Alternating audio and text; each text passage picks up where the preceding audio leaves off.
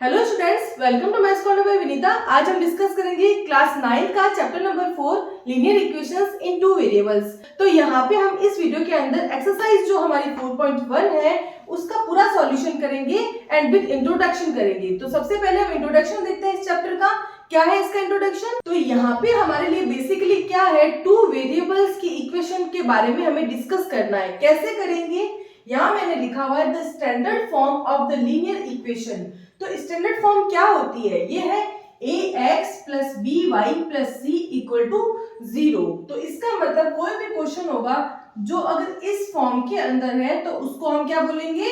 Linear equation in two variable, and ये form इसकी standard form कहलाएगी। जहां पे हमने बोला है where x and y are known as variables. तो सिंपल सी बात है, x और y वेरिएबल्स कैसे है? वेरिएबल कौन होता है?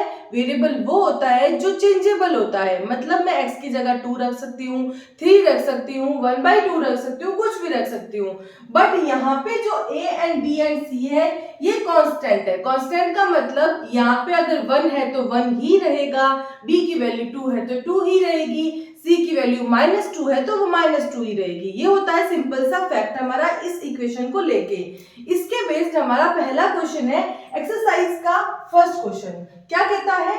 The cost of a notebook is twice the cost of a pen. Write the linear equation in two variable to represent this statement. तो इस स्टेटमेंट के बेसिस पे हमें क्या करना है? हमें बताना है कि क्या इक्वेशन बनेगी। तो ये एक ही क्वेश्चन है हमारा जो लैंग्वेज का है। इसके बाद में सेकंड क्वेश्चन में हमें सिर्फ और सिर्फ स्टैंडर्ड फॉर्म का कंपैरिजन करना है। तो यहाँ पे हम क्या करेंगे? Let the cost of a notebook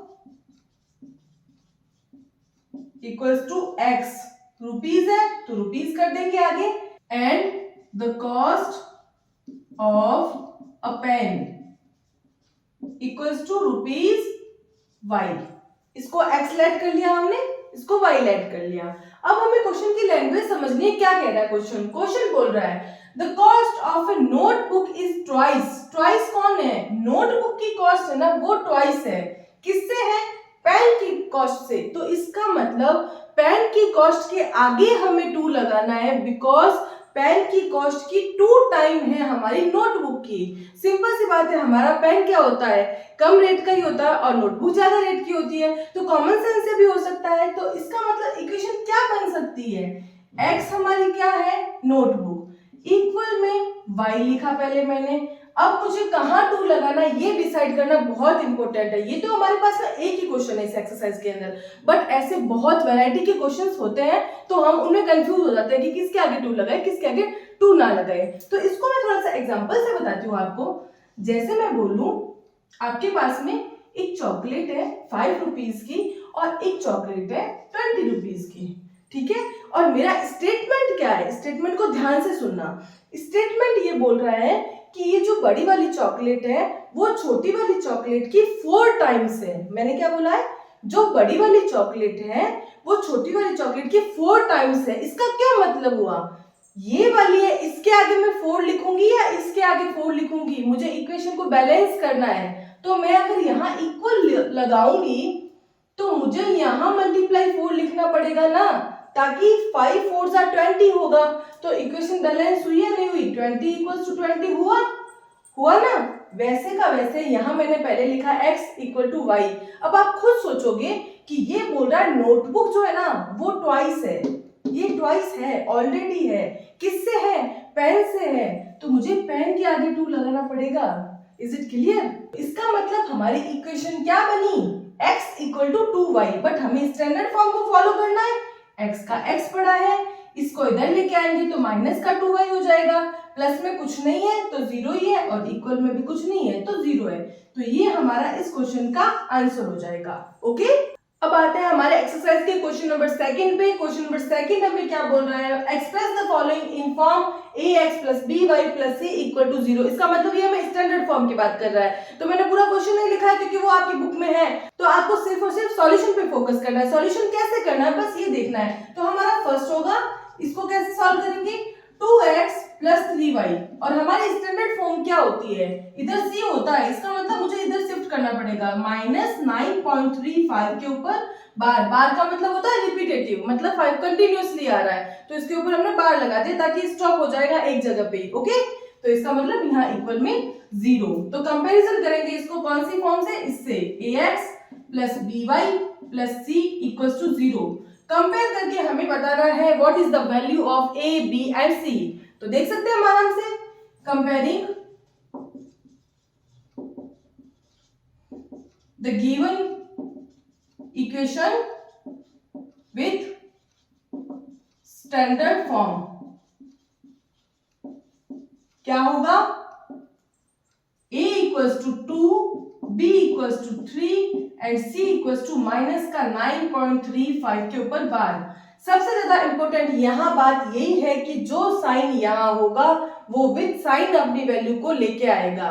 तो ये इसका पार्ट का आंसर हो गया। सेकंड पार्ट है हमारा, सेकंड पार्ट के अंदर x minus y upon 5 minus 10 equal to 0। Compare करेंगे, a इक्वल्स टू क्या आएगा 1, बिकॉज x के आगे कुछ भी नहीं है तो इसका मतलब 1 ही होता है, ये हमेशा हमें याद रखना है। b की वैल्यू, b कौन होता है, y का कोफिशिएंट, y का कोफिशिएंट यहाँ हमें दिख रहा है अपॉन 5 है, तो हम अपॉन 5 तो लिख नहीं सकते, तो क्या लिखना है यहाँ पे 1 अपॉन 5, बिकॉज 1 को y की मल्टीप्लाई होने पे यहाँ पे y आया था। नेक्स्ट हमारा c क्या होगा माइनस का 10, कंप्लीट। थर्ड नंबर क्या बोल रहा है, माइनस का 2x प्लस का 3y इक्वल में 6। कंपेयर करेंगे, अभी ये फॉर्म नहीं बनी हुई है तो पहले फॉर्म बनाएंगे, माइनस का 2x प्लस का 3y माइनस का 6 इक्वल में 0। अब हमारा आंसर आ सकता है आराम से, कैसे, a equal to minus 2, b equal to plus का 3 and c equal to minus का 6। क्लियर। अब करते हैं हम फोर्थ क्या बोल रहा है, x इक्वल्स टू 3y। तो ये तो थोड़ा अजीब सा लग रहा है, तो अजीब सा लगने से हमें डरने की जरूरत नहीं है, हमें तो ये देखना इधर कोई भी नंबर नहीं रहना चाहिए, कांस्टेंट भी इधर आना चाहिए, y भी इधर आना चाहिए, x भी इधर आना चाहिए। तो x पड़ा है माइनस में 3y, कांस्टेंट नहीं है तो 0 लगा दो, 0 हम कहीं भी लिख सकते हैं, इक्वल में भी 0 लगा दो। कंपैरिजन करेंगे तो a की वैल्यू आएगी 1, मल्टीप्लाई में कुछ नहीं होता तो होता है 1, b की वैल्यू आएगी माइनस का 3 एंड c की वैल्यू 0। ओके, अब आते हैं हम फिफ्थ पार्ट पे। फिफ्थ पार्ट क्या है हमारा, 2x equals to minus 5y। Okay, क्या करना होता है हमें, इस तरफ से इस तरफ लाना है सबको, तो ये तो ऑलरेडी यही पड़ा है, 2x माइनस का 5y इधर है तो प्लस का 5y आ जाएगा इधर, c हमारे पास में नहीं है तो 0 और इक्वल में भी 0। कंपैरिजन करेंगे, a की वैल्यू आएगी 2, b की वैल्यू आएगी 5 एंड c की वैल्यू आएगी 0। क्लियर। सिक्स पार्ट हमारा, 6 क्या बोल रहा है, 3x प्लस 2 इक्वल टू 0। अब यहाँ ये गलती नहीं करनी है कि ये 3x है तो इसका मतलब a की वैल्यू तो 3 है और b की वैल्यू 2 है, ऐसा नहीं होता। b कौन होता है, y का कोफिशिएंट होता है, ये हमें माइंड में सेट रखना है कि x का कोफिशिएंट x के साथ आएगा, y का कोफिशिएंट y के साथ आएगा और जो अकेला होगा उसको बोलेंगे कांस्टेंट। तो क्या हो जाएगा, 3x plus 0y plus 2 equal to 0। ये ऐसे आएगी इक्वेशन स्टैंडर्ड फॉर्म के कंपैरिजन के लिए। अब करेंगे कंपैरिजन, a की वैल्यू 3, b की वैल्यू 0 एंड c की वैल्यू 2। इसको ध्यान रख लेना, स्टार मार्क कर लेना, ये गलतियां करते हैं हम एग्जाम में, जल्दबाजी में हम इसको क्या कर देते हैं, y का कोफिशिएंट और आंसर कर देते हैं, फिर सोचते हैं गलत कैसे हुआ, तो ये ऐसे गलत होते हैं। आगे हमारा 7 number part, y minus 2 equal to 0। यहाँ आपको x नहीं दिख रहा है, इसका मतलब हमें दिखाना पड़ेगा कि कहाँ है x, x यहाँ होता है 0 मल्टीप्लाई में x प्लस 1 मल्टीप्लाई में y माइनस का 2। ये कंपैरिजन होगा स्टैंडर्ड फॉर्म के लिए। अब क्वेश्चन को स्टैंडर्ड फॉर्म से कंपेयर करेंगे, a क्या हो गया 0, b हो गया 1 एंड c हो गया माइनस का 2। Complete. Last 5 equal to 2x। अब यहाँ ध्यान रखना है, कभी भी x इधर नहीं होता और वैसे भी कोई भी नंबर इधर नहीं रखना, सबको इधर लेके आना है। तो लिखेंगे कैसे सीक्वेंस में, पहले 2x आएगा माइनस का, प्लस में 0y आएगा क्योंकि y नहीं है यहाँ पे, और ये प्लस का है तो इसको गलती से माइनस का मत कर देना, क्योंकि इसको हम उधर नहीं लेके गए, इधर ही पड़ा था ये, और इक्वल में आ जाएगा 0। कंपैरिजन करेंगे, a की वैल्यू -2, b की वैल्यू 0 एंड c की वैल्यू 5। कंप्लीट, यहाँ कंप्लीट हो गई हमारी एक्सरसाइज 4.1। नेक्स्ट वीडियो में हम वन शॉट में करेंगे एक्सरसाइज 4.2 कंप्लीट। अगर आपको ये सीरीज पसंद आ रही है तो हम ऐसे वीडियोस बहुत लेके आएंगे, तो आप वीडियो को लाइक करें, सब्सक्राइब करें, शेयर करें एंड बेल आइकन को प्रेस करना बिल्कुल ना भूलें।